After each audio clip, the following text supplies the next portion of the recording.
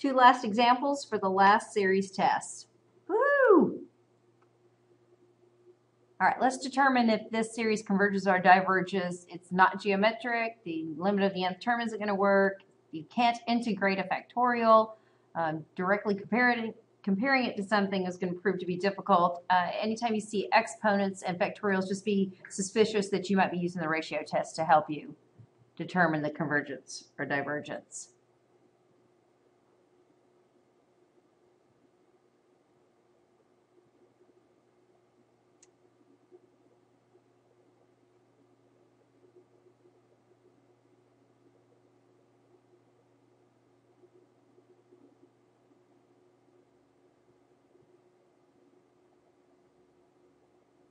It would be certainly acceptable for you to take this denominator of 10 raised to the n plus 1 and write it down as 10 to the n times 10. Okay, we're going to do a little cleanup here.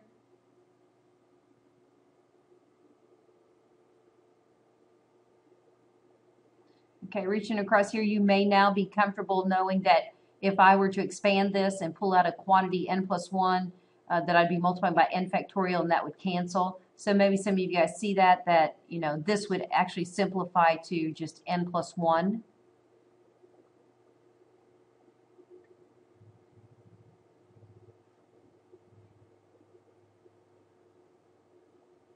Okay, 10 to the n would cancel with 10 to the n, leaving 10 to the first down here. Let's find the limit of the nth term, or find the limit as n approaches infinity. Well, your numerator approaches infinity, but not your denominator. So that's actually going to infinity. Okay, the later term is much, much larger than the previous term. So if you sum all those, obviously you're not going to level off. The sum's not.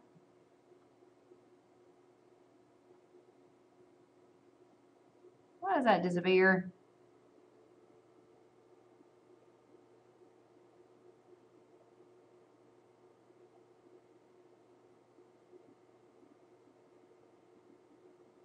Diverges. We have to be less than 1. I bet this one's going to be inconclusive. It's time for us to see an example of that.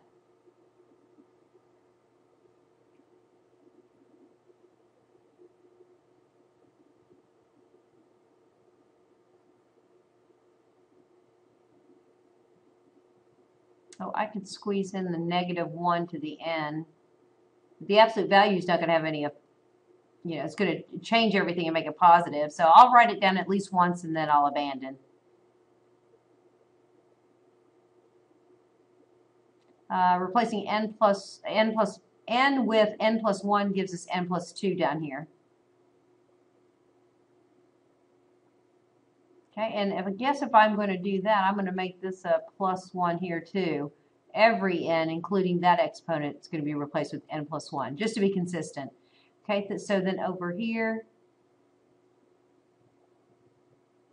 multiply by the reciprocal, so n plus 1 gets to be in the numerator, and this is just square root of n.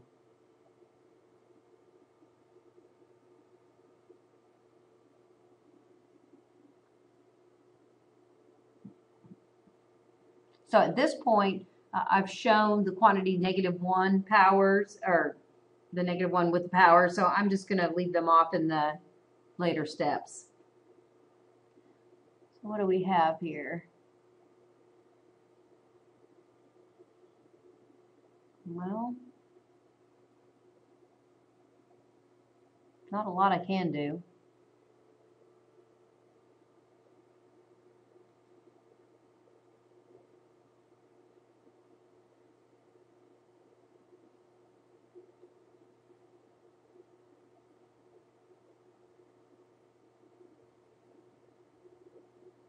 Well, might want to just put the radicals lined up with each other.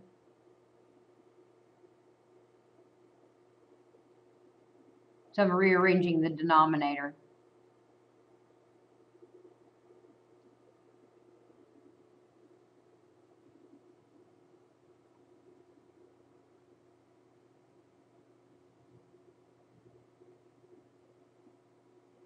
All right, so what we can do is we can kind of focus our attention on this part of the quotient here. And I could actually rewrite this as 1 radical, n plus 1 over n. And how would you know this? Well, it's not a very obvious thing to do. But just for the sake of seeing this test work again and throwing out some interesting algebra here, we can do this. Everything's being multiplied on top. Everything's being multiplied together on bottom. So this order is fine to do. Times, and then I can multiply it by the fraction n plus 1 over n plus 2. Okay, let's try and plug in infinity. So just focusing your attention on the radicand right here. Okay, think about this being n behavior, exponents the same. So the limit here underneath the radical would actually be 1. So that's going to simplify to the square root of 1. Okay, and then times. And then again, we have another problem here where this is another rational function if you want to think about it. Same exponents, compare the ratios of coefficients. That's just a 1. So my answer is 1. Okay, I just kind of went over this. We do have a property of limits from a long time ago, from beginning of the year, where we have a limit of a product that is equal to the product of the two limits. Okay, so we don't have an integral property like that, but we did have a limit property. Okay, so what does 1 tell us? Well, the ratio test is inconclusive.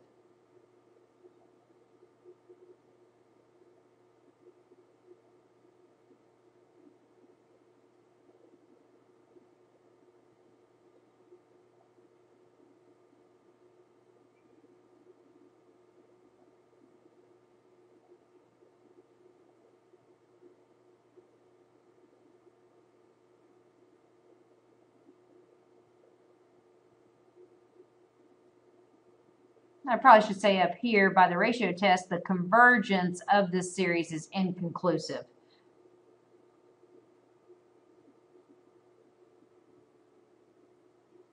Okay, and then right here, example 5 on this page, applying the strategies for testing series. Okay, you might want to look at that page. What they do is they have 7 different problems there where, you just have to be able to use all these different, not use them all, but know which test applies best for each of the given series. So it's kind of a good review, a good place to, now that we've seen our last test on series, to kind of stop and review them all. So you might want to look over those problems. Okay, and they have solutions for them, and that's wonderful too.